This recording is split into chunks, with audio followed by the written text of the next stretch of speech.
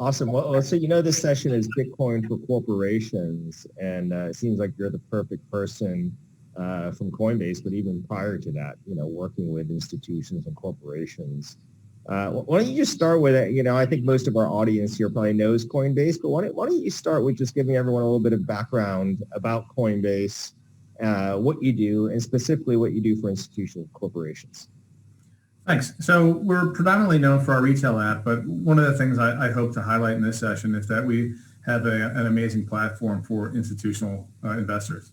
And so Coinbase Institutional is an integrated solution that marries custody, our advanced trading platform, and prime services. So to give you some stats on sort of what that translates into, we have 43 million verified users.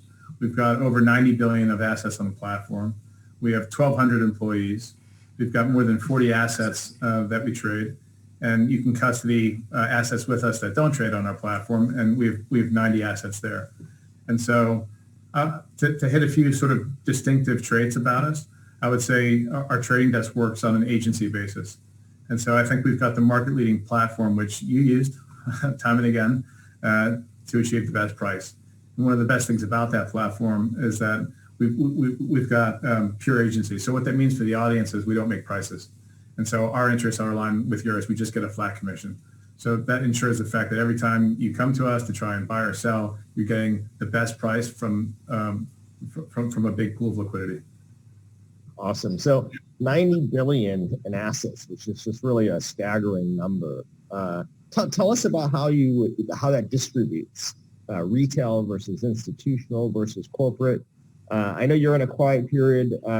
Anything you can share with us around sort of the growth rates that you're seeing, especially on the institutional side, would be great to hear. Yeah, so actually, thanks for reminding me. I probably should have said it at the outset. Most of the people watching probably know that Coinbase has followed its S1, and as a consequence, we're in a quiet period. And so anything that's sort of beyond the stats that I shared at the top there that would lead to sort of forward-looking comments on sort of the price of Bitcoin or the growth of the platform, I'm not going to be able to address. But what I can address today, and what's going to be awesome, is to really go into the product platform and the suite of services that we offer.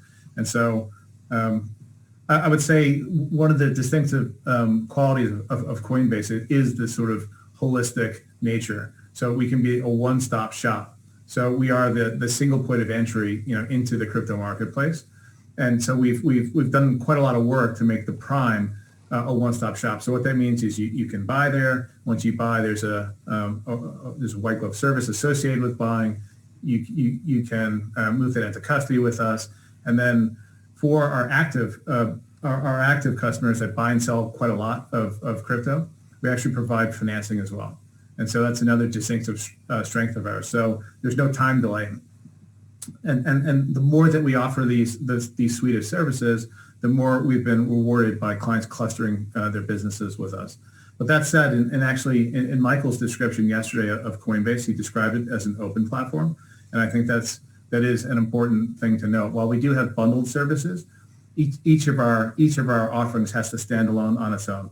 And so we'll have crypto first customers that will come in just to use execution or custody or our other services. And so the way we approach it is we'd love to give bundled services to corporates and hedge funds and pensions and endowments that want to, but at the same time, each one of those things has to stand on its own.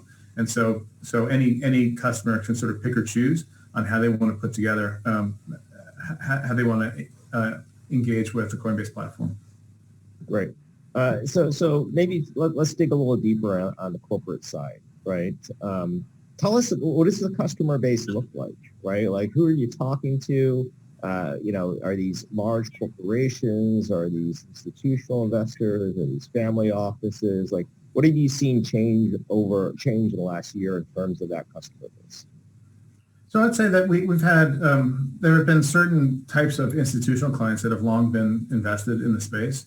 And when I think about those customer types, I'll call sort of pensions and endowments. I would say they're new entrants, you being the most famous of all of them, as a corporate that took the bold decision to buy Bitcoin in your treasury reserve. As a consequence, you've showed the path. I loved your presentation yesterday on sort of the playbook. Together we wrote the playbook really on how a corporation can get involved and should get involved in the space. And so there are definitely corporates which are interested in, thinking, watching what you did and building upon it.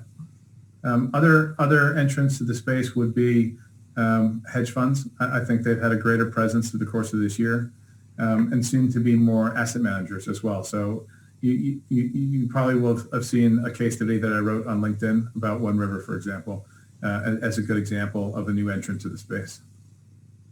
Right. So someone is a corporation. They're a potentially new customer, right? They're just thinking about getting into cryptocurrency and Bitcoin investments. Like, what do they do first, right? And they're looking at the landscape of potential partners to work with. What's their first step when they call you up? What does that customer journey look like? Right. So, and we went through this together, so you'll remember it well, hopefully. But you should have an expectation of a corporate first, of meeting someone like me or someone on the team. So you've got a person that's operated at scale in a regulated environment. So you've got a single point of contact. You would expect to get onboarded in, let's say, 2 days is probably a good expectation. In order to get onboarded, you have to pass through KYC and AML, so you have to be in good standing, and we do a pretty robust diligence on that. It's an important part of who we are, in this space. I find that public corporations and large institutional clients want to be in good company, right? And they want to engage with blue chip names that are very serious about KYC and AML. In that introductory meeting, we would remind you that we are a qualified custodian regulated by the DFS. We were the first custodian to get its SOC 1 reports. We can talk more about what those are. It's probably a level of granular detail we don't need to get into. We would introduce you to the fact that we've got the largest crypto insurance policy that's out there, to the best of my knowledge, at least. And we would start by saying, hey, what are you trying to achieve and how can we help? And so often, Phong, in those, we're doing a lot of learning all at the same time. So there's a little bit of tell us more about perhaps Bitcoin or Ethereum and how it works. And we've got people that can jump on the phone and give you educational resources to go around that. And then it's how does it work? Right? So should I want to be involved? What happens? And so the big picture on that is you probably have 2 accounts with us. You can think of it as a prime account. That's a place where you buy and sell. And then you most probably have a custodial account as well. And so that would be the beginning of getting corporates activated. So the quickest that I've seen corporates activate is about 48 hours, where there are a few things to draw out on. While we've got the ability to onboard rapidly, one of the things that we're obsessed about is security. And you'll remember going through the process, with us, where we place a paramount importance on security, particularly when any fiduciary like yourself is acting on behalf of shareholders or somebody else. And so we'll go through sort of a coaching where we say, here's the account opening, your account's now open, but we'd really like to see you put these extra security measures in place. And so we've got recommendations in and around how to do that. We'll guide you towards doing a first test trade, but not until you've done the security, the hardening of your security.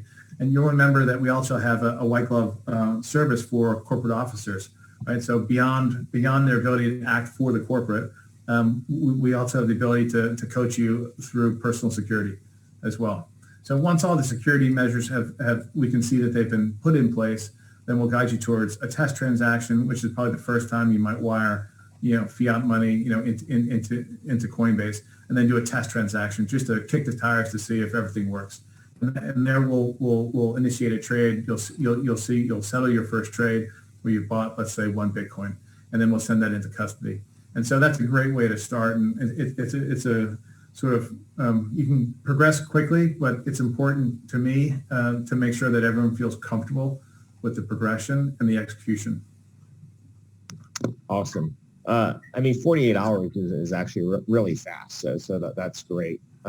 What is, other than security, what are the other big concerns or challenges that some of your corporate customers might face when trying to onboard to the platform and start trading?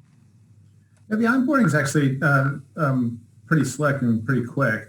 But when we go through the protocols of who can do what to whom, and so one of the things that corporates, and we're obsessed about is making sure that only the right people are doing the right things.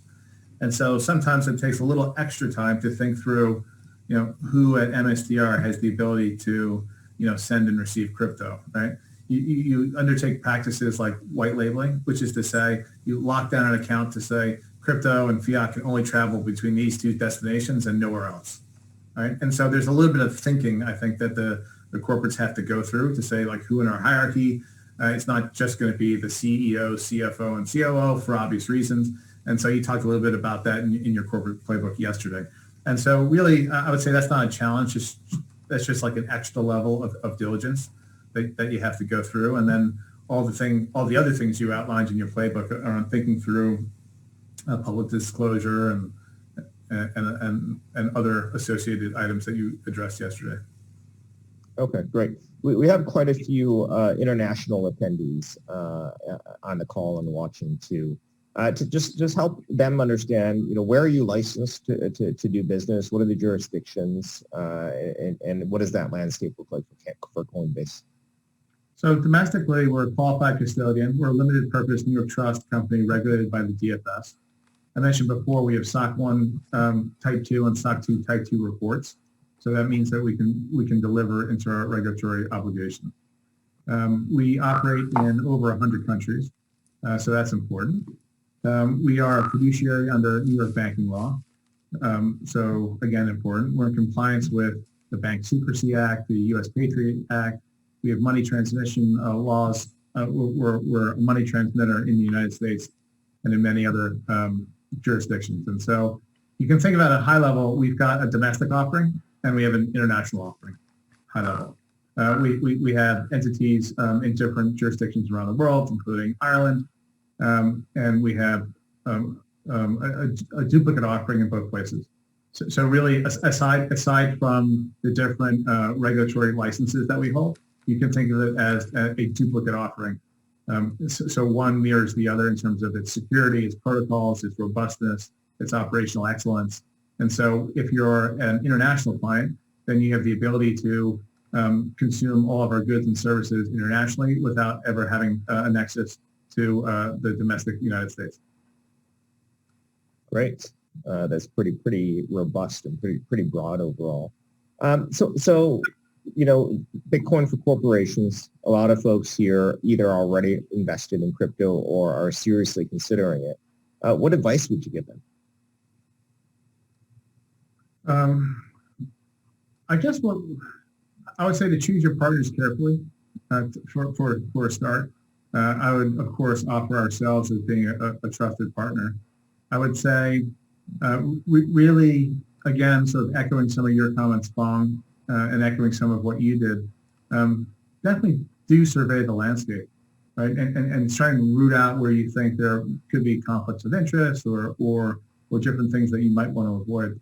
For an example, the crypto marketplace is in many ways unique, but I think you want to take certain protocols and find certain partners to keep you safe. And so one of the things that we do, our smart order routing platform is a liquidity aggregator. So it looks not just a Coinbase exchange, but 10 other venues. But what we've done is we've done diligence on each one of those venues to make sure that we think that those venues adhere to the same KYC and AML practices. So we don't just route to any exchange. So I think that's pretty important. The next thing I would say is to really see if you can get radical transparency around fees. So there's I took note of Jeremy's sort of comments yesterday about trying to sort of turn the screws on crypto and get good fee discounts, which of course you did. But I would say our pricing model is like very, very clear, very transparent. So agency is you buy or sell something, you just pay a flat commission fee, and that's it. And on custody, you just pay an amount of a fee paid in basis points per annum. And there's no other embedded fees, like there's no fees until you go to withdraw, for example. And so really understanding the fee architecture is important. And then I think you need to think through, does this does this partner operate at scale? Who else have they done trades for? Do they have a history of operational excellence? Do they, have they delivered? And so that an invitation from you to be in this event and talking through it after you chose us, exclusively to be your execution partner, I think says volumes. And so we continue to, when it's appropriate, disclose, others that we worked with. But I think we're beginning to develop quite a track record of getting the best price and sort of the best service and the best overall result for large institutions that want to operate at scale. Okay, great. Well, you sort of did it and summarized it, but well, you did it. Maybe you can just sort of really quickly summarize then. As someone is considering, let's call it an execution partner, what are the key differentiators that Coinbase has? The 3 or 4 things that you would pitch to somebody and say, look, this is what we do. Nobody does it better.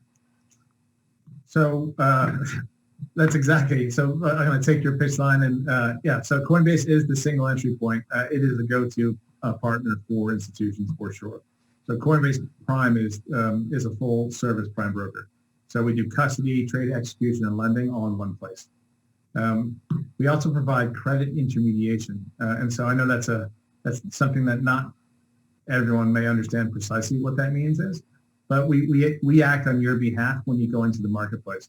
So what that means is we are the only institution that you have to do diligence on. So I'm going to get quite specific here. If you engage our trading operation and tell us to go buy Bitcoin on someone else's exchange because they've got the best price in that millisecond, we'll do that.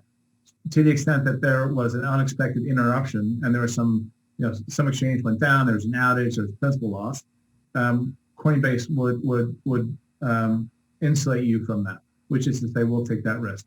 So you wouldn't lose principal risk. So once we return back inside the walled garden, successfully having bought, let's say, a Bitcoin, it's at that moment that we actually exchange fiat for Bitcoin, and then you send that to cold storage. And so in sort of banking terms, that's what an intermediation is. Coinbase is the one place that you enter the marketplace, and we go out and get you that best price. But while we're out there and while we're transacting, if something unfortunate were to occur, we insulate you from that risk. So that's really important. I think. Yeah. No, sorry. Go ahead, Brett. Yeah, and so the other thing that we do is we in considering who you would choose as a partner, the strength of our financial condition and balance sheet is really important, right? And as a function of that, we can provide financing.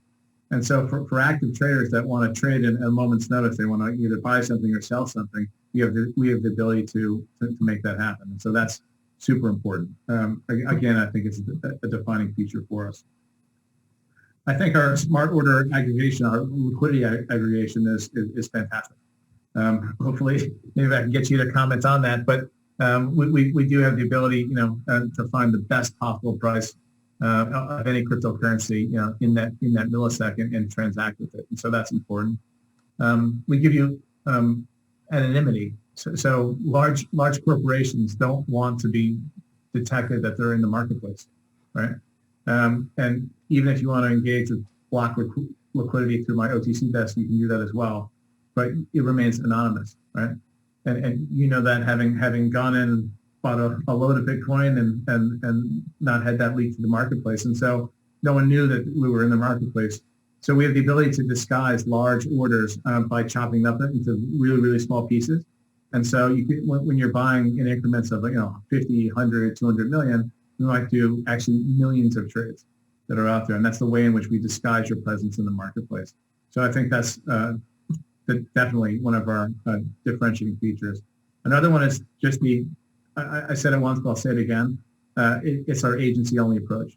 And so we don't have a conflict of interest of trying to route to an in-house, market maker, for example, or give preference to one location over another. So our only goal is to get you the best possible price at all time. So no conflicts is really important. The fact that we operate at such large scale in custody, I think, is important.